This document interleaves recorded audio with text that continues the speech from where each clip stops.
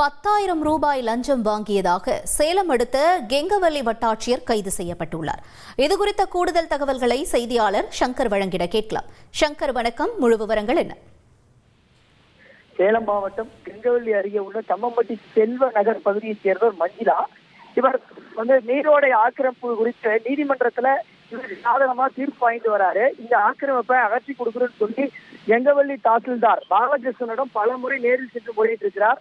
அவர் இதற்கு சரியான கவனிப்பு கவனித்தால் மட்டுமே இதை நான் செய்து கொடுப்பேன் என்ற கூறியின் பேரில் 5 லட்சம் ரூபாய் அவர் கேட்டதாகவும் அதற்கு முன்பணமாக 10,000 ரூபாய் கொடுக்க வேண்டும் என கூறியுள்ளார். உடனடியாக மஞ்சுளா லஞ்ச ஒழிப்பு போலீசாருக்கு தகவல் கொடுத்தார். தகவலின் பேரில் லஞ்ச ஒழிப்பு போலீஸ் டிஜிபி சுபாஷ் தலைமையிலான போலீசார் அங்கு ரசாயனம் தடவிய ரூ. 10,000 நோட்டை அனுப்பி உள்ளனர்.